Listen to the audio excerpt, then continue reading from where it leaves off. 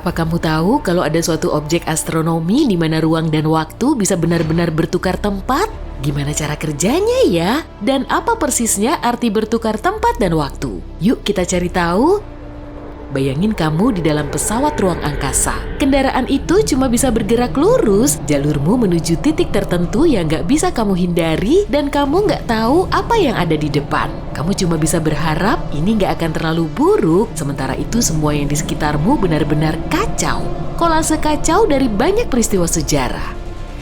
Apa yang kamu lihat? Manusia purba dan dinosaurus, lahirnya alam semesta, masa depan, siapa tahu akan seperti itulah alam semesta jika kita bertukar waktu dan ruang. Dan secara teori, itu yang akan kamu lihat jika kamu jatuh ke dalam lubang hitam dan berhasil selamat. Tapi gimana hal seperti ini mungkin terjadi? Pertama, yuk kita bahas dulu waktu dan ruang. Bayangin kamu menggambar bohlam di kertas, lalu ambil kertas lain dan gambar gimana bohlam itu dinyalakan. Saat ini baru satu lingkaran sinar kecil, satu lembar lagi, lingkaran sinar membesar. Lingkaran itu makin besar sampai akhirnya menjadi sangat besar. Di dunia nyata, bohlam menyala dalam sekejap mata karena cahaya bergerak paling cepat di alam semesta. Tapi di sini, di gambar kita menangkap gambar merambatnya cahaya bingkai demi bingkai. Kita lihat bagaimana seiring waktu cahaya membesar dari sebuah titik kecil sampai lingkaran besar. Tapi jika kita hubungkan titik-titik ini, apa kamu jadi teringat bentuk tertentu? Misalnya, kerucut? Iya, tepat. Ini disebut kerucut cahaya. Dan waktu adalah poros pusat dari kerucut ini. Kenapa? Karena cahaya berubah dari titik kecil menjadi lingkaran besar seiring waktu. Untuk mengingat ini, yuk kita gambar vektor waktu, sebuah anak panah di dalam kerucut itu. Anak panah ini mengarah dari masa lalu ke masa depan. Sementara itu, lingkaran adalah ruang. Dalam ruang, kita bisa bergerak sesuka hati kita ke arah manapun. Kita bisa bergerak naik turun, zigzag dan seterusnya, tapi apapun gambar zigzag yang dibuat di sepanjang lini masa, kita selalu bergerak ke depan. Kita nggak bisa mengembalikan waktu dan kita nggak bisa menghentikannya. Ini membantu kita mendefinisikan waktu dan ruang. Waktu adalah arah di mana kerucut cahaya berorientasi, ini adalah arah yang dituju semua jalan kita dan di mana masa depan kita pasti berada. Dan ruang angkasa adalah beragam arah yang tegak lurus ke lini masa. Ini adalah grafik yang mudah dipahami. Ini bisa diterapkan di seluruh alam semesta, lalu waktu akan mengalir dengan sama di mana-mana. Tapi, kalau kamu sudah nonton setidaknya beberapa film sci-fi populer, kamu akan tahu bukan begini kejadiannya. Di dunia nyata, waktu bisa kacau. Misalnya jika kamu bersantai di dekat lubang hitam, yang bagimu 2 jam bisa menjadi 20 tahun bagi temanmu di bumi. Tapi kenapa ya? Oke, tarik napas yang dalam. Nah, gravitasi berperan di sini.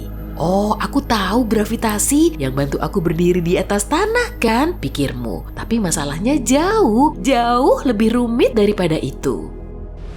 Gravitasi adalah salah satu kekuatan fisik mendasar di dunia kita dan kekuatannya luar biasa besar. Faktanya gravitasi begitu kuat hingga bisa mendistorsi ruang dan waktu. Gravitasi bisa benar-benar memengaruhi kecepatan waktu seperti penyihir yang maha kuat.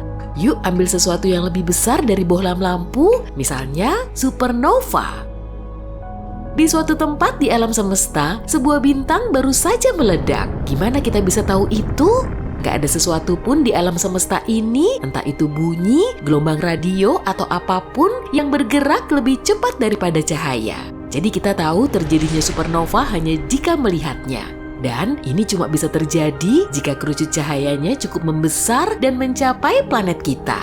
Jadi kerucut cahaya itu membesar dan makin besar, dan sejauh ini semuanya baik-baik aja. Akhirnya kerucut itu mencapai planet kita. Tapi ada kekurangannya nih. Kamu tahu kan planet kita masif, sangat masif. Dan gravitasinya juga kuat sekali. Terus apa yang terjadi? Gravitasi mengubah arah kerucut cahaya mulai ditarik ke pusat planet. Dan dengan ini ditarik pula anak panah waktu. Itu artinya gravitasi memperlambat waktu dan makin dekat kerucut cahaya ke kita, makin membengkok anak panah itu serta makin lambat waktu berjalan. Apa artinya? Misalnya fakta bahwa arloji di pergelangan kakimu akan lebih lambat dibanding yang di pergelangan tanganmu. Kepalamu lebih cepat menua dibanding kakimu. Astronot di orbit bumi menua sedikit lebih lambat dibanding orang-orang di bumi. Hal-hal ini yang oleh para ilmuwan disebut teori relativitas umum. Tapi apa hubungannya ini dengan topik kita? Bagaimana kita bisa tahu apa yang akan terjadi jika kita bertukar ruang dan waktu? Jangan khawatir, kita hampir sampai kok. Sekarang bayangkan suatu tubuh kosmik yang memiliki kekuatan gravitasi luar biasa. Objek ini sangat membengkokkan waktu dan ruang hingga rasanya seperti tertukar. Ini lubang hitam mutlak menarik semuanya ke pusatnya, gak ada bintang, planet, atau cahaya yang bisa lolos dari sana. Katakan kerucut cahaya kita mendekati lubang hitam, pertama seperti biasa, waktu mulai membengkok ke arah pusat lubang hitam karena ditarik oleh gravitasinya. Tapi gravitasi itu sangat kuat, jadi waktu makin bengkok dan makin mendekati pusat, waktu berjalan makin lambat. Akhirnya kerucut cahaya itu melewati batas lubang hitam yang disebut horizon peristiwa. Pada titik ini kerucut cahaya menjadi begitu terdistorsi hingga sekarang benar-benar mengarah ke bawah. Bisa kita bilang kalau waktu sudah berubah arah. Waktu mengarah ke bawah? Omong kosong macam apa itu? Tanyamu. Akan lebih mudah kalau dijelaskan dengan contoh yang nyata ya. Bayangin kamu adalah astronot sinting yang memutuskan untuk terjun ke dalam lubang hitam. Dan ada pengamat di dalam pesawat ruang angkasa yang mengawasimu melakukan hal ini dengan alasan tertentu. Awalnya bagimu nggak terjadi suatu perubahan apapun, kamu melihat arlojimu, 5 menit telah berlalu dan semua baik-baik saja. Tapi bagi si pengamat, pertama-tama kamu akan jatuh ke dalam waktu yang sangat lama. Pengamat sudah duduk di sana selama 50 tahun dan kamu belum selesai jatuh. Semua itu karena waktu telah melambat. Yang kedua, karena ruang juga sudah terdistorsi di dekat lubang hitam dan pengamat akan melihat bagaimana kamu mulai teregang mirip spaghetti. Omong-omong ini istilah ilmiah loh, proses ini disebut spaghettification. Lalu akhirnya kamu menyeberangi horizon peristiwa dan pengamat nggak bisa melihatmu lagi.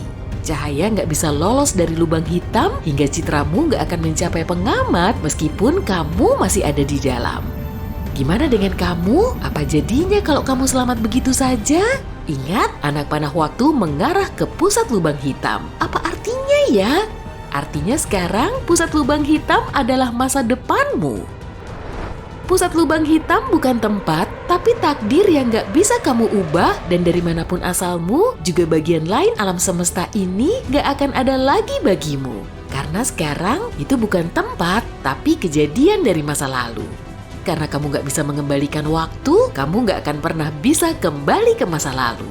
Tapi apa yang ada di sekelilingmu? Kekacauan total. Berkas-berkas cahaya sekarang bergerak ke segala arah, maju, mundur, dan seterusnya. Berkas-berkas itu menggambarkan peristiwa masa lalu, masa depan, masa sekarang, dan semua ini bergerak di sekitarmu. Kenyataannya ruang dan waktu nggak bertukar tempat, tapi rasanya seperti itu. Karena di dalam ruang, sekarang kamu cuma bisa bergerak maju seolah-olah di sepanjang garis lurus. Dan waktu yang direfleksikan berkas-berkas cahaya mengepungmu di mana-mana dan bergerak ke semua arah yang mungkin. Dan di sini kita kembali ke awal. Contoh mengerikan ini membantu kita membayangkan akan seperti apa rasanya jika waktu dan ruang menjadi terbalik. Pastinya ini cuma teori dan dugaan, ide bahwa kita akan bergerak ke satu arah tertentu, arah yang belum kita pilih, dan adanya kekacauan waktu di sekeliling, kedengarannya cukup menakutkan ya, tapi ini akan menjadi pengalaman yang menarik sekali. Kayaknya berbahaya, kamu duluan aja deh.